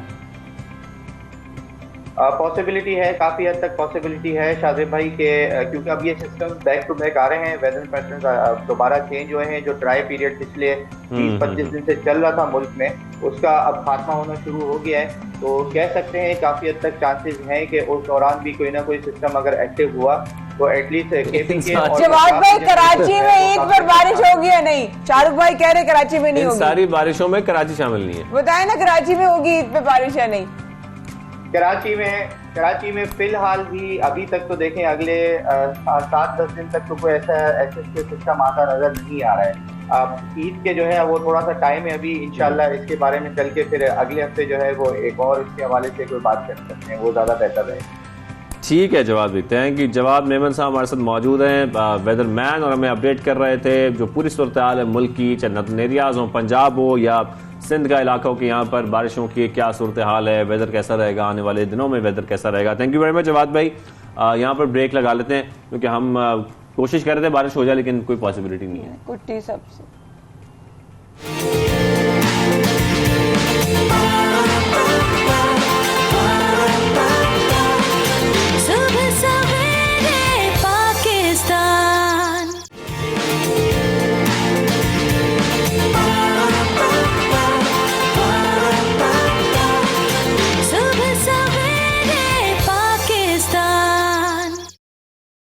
सबसे पाकिस्तान में अब आपकी मुलाकात, हम बल्कि रोज़ ही आपकी किसी न किसी एक ऐसे इदारे से काम ज़रूर आपकी मुलाकात करवा रहे हैं जो ऐसे काम कर रहे हैं जिसमें खिदमत खल्क है, इंसानियत का दर्द रखने वाले इदारे हैं, ऐसी फाउंडेशंस हैं जिनका मकसद सिर्फ और सिर्फ इंसानियत की खिदमत करना है। अब उस काम में, उनके उस अज़्म में लोग उनके साथ मिलते जाते हैं, लेकिन साथ साथ हर इदारे की कोई ना कोई बुनियाद होती है, उस बुनियाद की कोई ना कोई वजूहात होती हैं, और इस तरीके से आज हमारे साथ भी और खिदमत फाउंडेशन के जरिए आप लोग भी सहारा बन सकते हैं बहुत सारे गरीब लोगों का, जो मुश्किल वक्त से गुजर रहे हैं, उनकी मुश्किलात दूर की जा सकती हैं, और आप लोग कोशिश जितनी कर सकते हैं वो की जा सकती हैं। तो आज हम खासतौर पर रमज़ान मुबारक में जैसा कि ज़कात, अतियात और फितरा खिदमत के हवाले से जिक्र करते रहते हैं रोज़ाना के प्रोग्राम में, तो आज ये हम प्रोग्राम करने जा रहे हैं, जो सेगमेंट करने जा रहे हैं वो अल खिदमत फाउंडेशन के हवाले से आपको बताएंगे भी। तो हमें ज्वाइन किया है नायब सदर अल खिदमत फाउंडेशन सिंध इंजीनियर उमर फारूक साहब ने। उमर फारूक साहब अस्सलाम वालेकुम, कैसे हैं आप? खैरियत से हैं? ठीक ठाक है सर। सबसे पहले तो बताइएगा कि अल खिदमत फाउंडेशन क्या किरदार अदा कर रही है खासतौर पर यतीम बच्चों के दिन के हवाले से, आलमी तौर पर जो दिन मनाया जा रहा है इस हवाले से भी बताइएगा, और ओवरऑल क्या काम किया जा रहा है अल खिदमत की जानिब से। बिस्मिल्लाहिर्रहमानिर्रहीम। पहले तो आपका बहुत शुक्रिया कि आपने मौका दिया हमें अल खिदमत के हवाले से यहाँ पर बात करने का।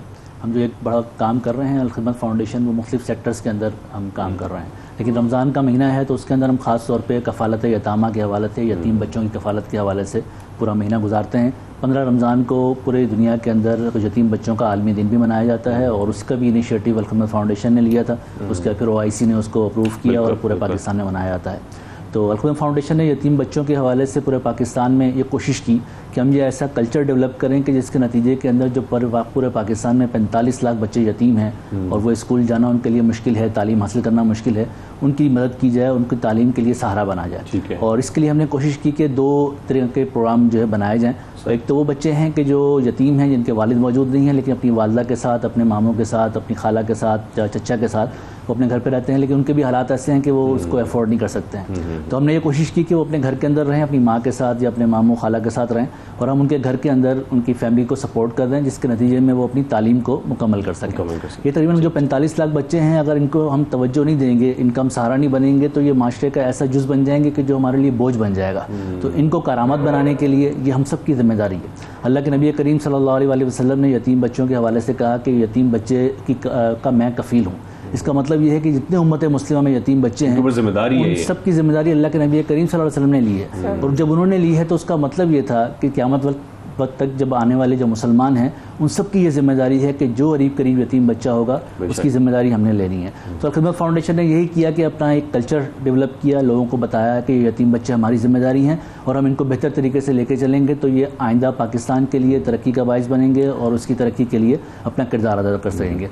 दूसरा जो हमारा शोबा है वो आगोश का है, जिसके अंदर हम यतीम बच्चों को लेकर आते हैं और वहाँ पर आगोश सेंटर के अंदर उनको रखते हैं और वहाँ पर उनकी मील्स का, उनकी तालीम का, उनकी रहाइश का इंतजाम करते हैं। ये मैं पूछा था कि 20 के करीब आगोश होम्स इस वक्त चला रहा है शायद अल-खिदमत फाउंडेशन, तो ये इदारा कब से काम कर रहा है इस हवाले से और इसका खास तौर पर क्या मकसद है आगोश होम्स का? देखिए, यतीम बच्चों का काम पहले भी हम किया करते थे, लेकिन 2012 के अंदर हमने इसको बाकायदा बनाया और यतीम बच्चों का लोगों तक हम ये बात लेकर गए। अल्लाह के नबी करीम सल्लल्लाहु अलैहि वसल्लम ने फरमाया कि जिस फ़र्द ने एक यतीम बच्चे की कफ़ालत की वो आखिरत वाले दिन जन्नत में मेरे साथ इस तरह होगा, इस तरह ये 2 उंगलियां एक साथ। इसका मतलब ये है कि जो एक यतीम बच्चे की कफ़ालत करेगा उसको जन्नत भी मिलेगी और अल्लाह के नबी करीम सल्लल्लाहु अलैहि वसल्लम की रफ़ाकत भी मिलेगी। और रफ़ाकत का मतलब ये है कि जन्नत का जो सबसे बेहतरीन हिस्सा होगा वो उसके हिस्से के अंदर आएगा जो यतीम बच्चे की कफ़ालत करेगा।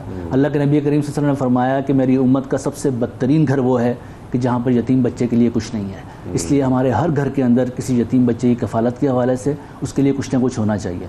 अल-खिदमत ने भी यही लोगों को बताया कि एक घराना एक यतीम बच्चे की कफ़ालत कर ले। हम अपने भी 3 बच्चों की, 4 बच्चों की, 5 बच्चों की कफ़ालत करते हैं, उनको पालते हैं, उनको भी अल्लाह ही पाल रहा होता है। लेकिन अगर हम एक यतीम बच्चे की उनके साथ कफ़ालत कर लेंगे तो उसके नतीजे में हमें जन्नत भी मिलेगी और नबी करीम सल्लल्लाहु अलैहि वसल्लम की रफ़ाकत भी मिलेगी।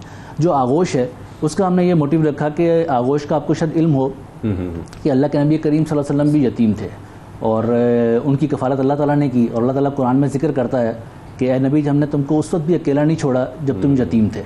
और उसकी 3 चीज़ें बताई सूरह ज़ुहा के अंदर। एक तो अकेला नहीं छोड़ा, उनको संभाला। दूसरा ये कि उनकी जी हाँ, और दूसरा उनको बताया कि उनका ठिकाना फराहम किया, रहने की जगह उनको दी। तीसरा उनको बताया कि तुम्हें सीधा रास्ता दिखाया, यानी तालीम दी।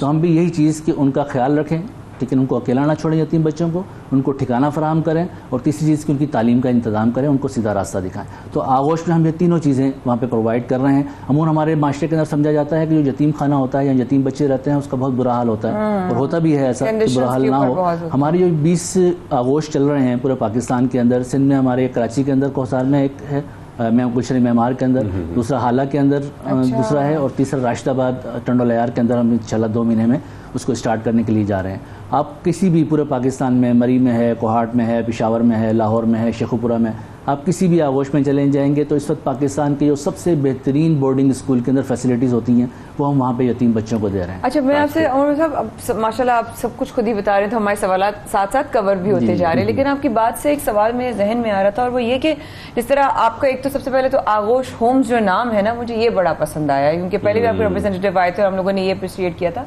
आगोश होम्स बहुत अच्छा उसका कॉन्सेप्ट है, लेकिन एज ग्रुप्स किस तरह के ज़्यादा हैं आपकी तरफ? छोटे बच्चे ज़्यादा हैं, बड़े बच्चे ज़्यादा हैं, लड़कपन की एज में हैं, बचपन की एज में?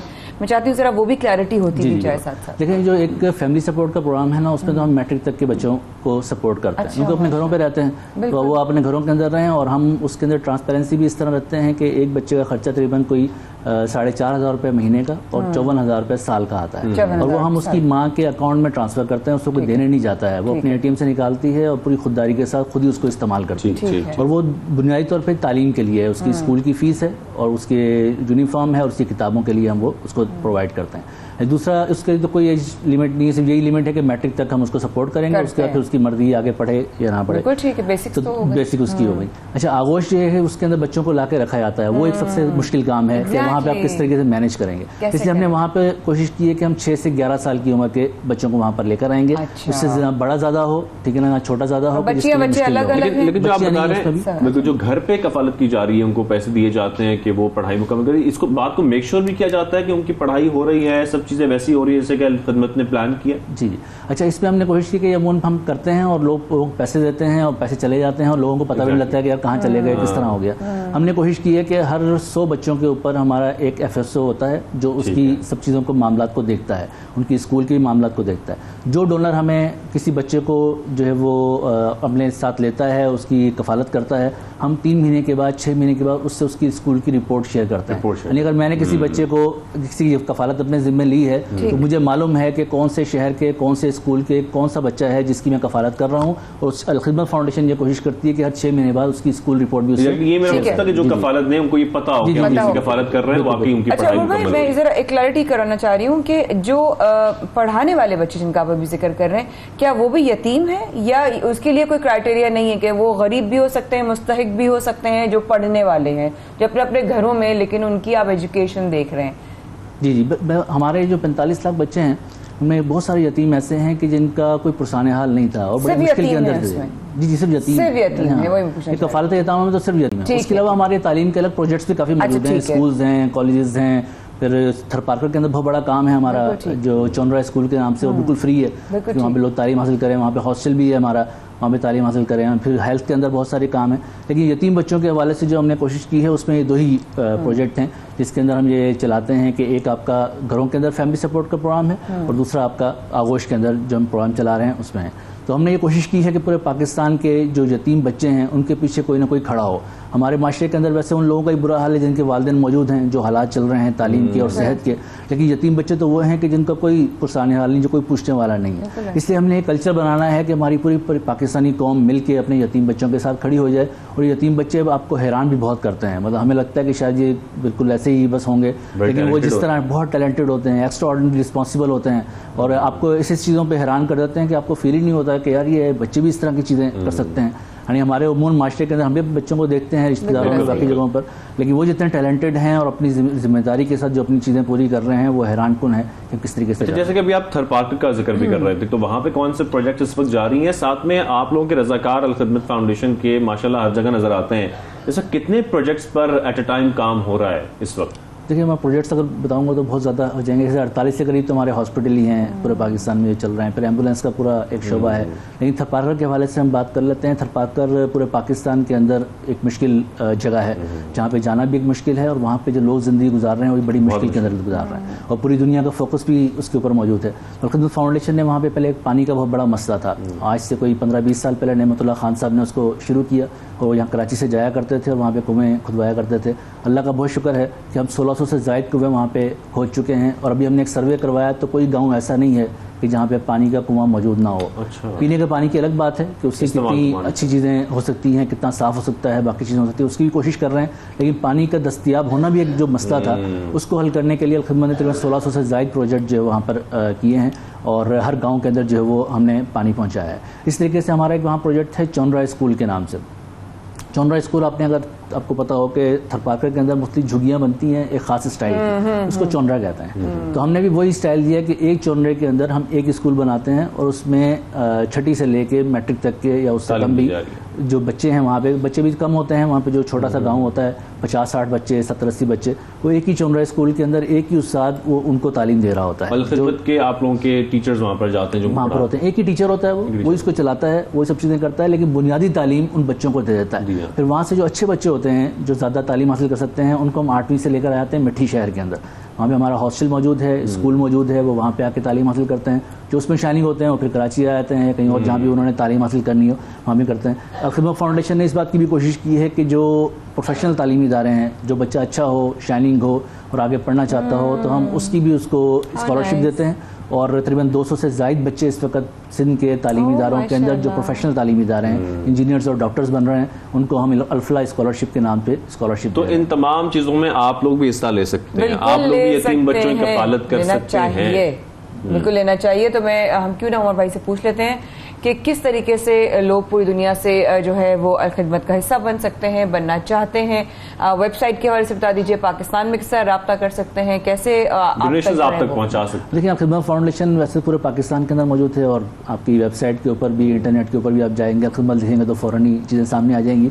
लेकिन उसके अलावा हमारे हर शहर, हर यूसी के अंदर हमारे वॉलंटियर मौजूद हैं और ये पूरा काम वॉलंटियर्स की बुनियाद के ऊपर चल रहा है। कोई इसमें पेड लोग नहीं है, बल्कि पूरे पाकिस्तान के सदर से लेके यूसी के सदर तक भी जो लोग हमारे मौजूद हैं वो सारे के सारे अपने आप को वॉलंटियर करते हैं और हर शहर और हर गाँव के अंदर मौजूद हैं। तो आप रब्ता करना चाहें तो आप उनसे बहुत रब्ता करें और उसके अलावा हम यकीन दिलाते हैं कि इसके अंदर जो भी लोग पैसा देते हैं उसकी रखवाली करना, उसको ठीक जगह तक पहुंचाना, ये हमारी रिस्पॉन्सिबिलिटी बन जाती है। इसलिए हमने कोशिश की है कि जो फर्द दे रहा है उस तक भी इसकी रिपोर्ट भेजी जाए, उसको बताया जाए कि आप कौन सी चीज़ कहाँ पर इस्तेमाल कर रहे हैं।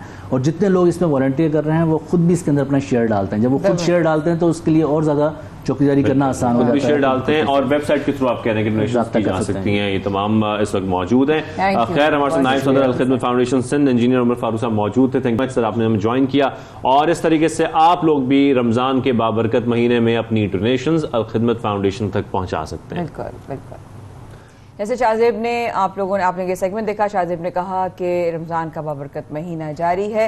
रमज़ान में ही बहुत अहम दिन आते हैं, जैसे कि अभी 14 रमज़ान हज़रत इमाम हुसैन रज़ी अल्लाह अन्हु की वलादत के हवाले से गुजरा और आज है यौम बदर। 313 मुसलमानों की तादाद और यौम बदर हम बहुत ही अक़ीदत, एहतराम और दुआओं और महफिलों और अफ्तारों का इंतज़ाम होता है, हमारे सिलसिलों में भी होता है। तो आज का दिन भी बहुत ख़ास है मुसलमानों के हवाले से। और ऐसे ही जैसे रमज़ान के दिन चल रहे हैं, हम रोज़ आपकी कोई ना कोई एक सना खां और नात खां से मुलाकात करवाते हैं। और आज की जो नात खां है वो हमारे लाहौर स्टूडियो से बिल्कुल हमें लाहौर से ज्वाइन कर रहे हैं। वो उनका तारुफ कराते हैं। नात खां हैं हाफिज अब्दुल वहीद साजिद साहब, जो हमें लाहौर से ज्वाइन कर चुके हैं। हाफिज साहब, आपका बहुत शुक्रिया, आपने हमें ज्वाइन किया है। उम्मीद है आप खैरियत से हैं, ठीक ठाक हैं। अस्सलाम वालेकुम। वालेकुम सलाम रहमतुल्लाहि व बरकातुहू। जी अल्हम्दुलिल्लाह मैं खैरियत से हूँ। अच्छा, आज सबसे पहले हमें प्रोग्राम में आप इस सेगमेंट में क्या कलाम सुना रहे हैं, कौन सी नात सुना रहे हैं? जी कलाम आला हज़रत सुना रहा हूँ, तस्बीन पीर सैयद नसीरुद्दीन नसीर रहमतुल्लाह अलैह। सुभान अल्लाह। बिस्मिल्लाह बिस्मिल्लाह। कोई दुनिया अता में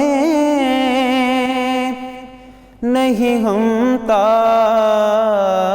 तेरा, हो जो हातिम को मुयस्सर ये नज़ारा तेरा।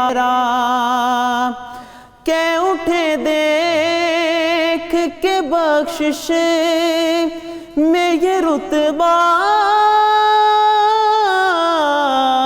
तेरा, वहाँ क्या जो दो करम है शहबत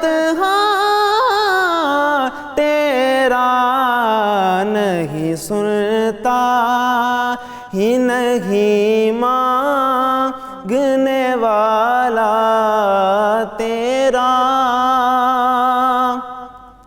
कुछ बशर होने के नाते तुझे खुद सा जाने, और कुछ महज पयामी ही खुदा का जाने। अरे इनकी औकात ही क्या है कि ये इतना जाने, फर्श वाले तेरी शौकत का उलू क्या जाने। खुसरवा अर्श पे उड़ता है फरेरा तेरा, खुसरवा अर्श पे उड़ता है फरेरा तेरा। और बहुत ही खूबसूरत शेर। कई पुश्तों से गुलामी का ये रिश्ता है बहाल, यही तिफलियों जवानी के बिताए महोसाल। अरे अब बुढ़ापे में खुदारा मुझे यूं दर से न टाला का, तेरे टुकड़ों पे पले गैर की ठोकर पे न डाला का, तेरे टुकड़ों पे पले गैर की ठोकर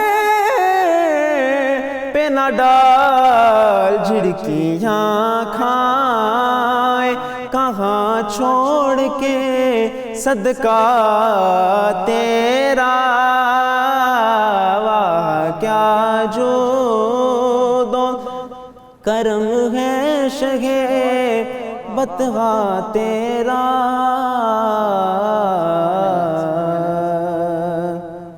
सुभान अल्लाह, सुभान अल्लाह। आज का दिन जैसे कि हमने जिक्र किया यौम बदर के हवाले से, आज का दिन जो है वो मुसलमानों की तादाद फ़कत 313 थी और सामने कुरैश की ऑब्वियसली जो सामने थे वो हज़ारों की तादाद में थे। लेकिन जिस तरीके से रब ताला ने गैब से मुसलमानों की उस वक्त मदद फरमाई, मैं से ये कहती हूँ कि जंग बदर से हमें बहुत कुछ सीखना चाहिए। उसकी तमाम रिजल्ट से हम मुसलमानों को अपना सबक हासिल करना चाहिए कि मुसलमान अगर यकजा हो जाएं तो उनको कोई नहीं हरा सकता। आपकी आवाज़ में अब्दुल हमीद साहब, हम आपकी आवाज़ में एक और कलाम सुनने की दरख्वास्त करेंगे, अगर आप सुना सकें तो बिस्मिल्लाह।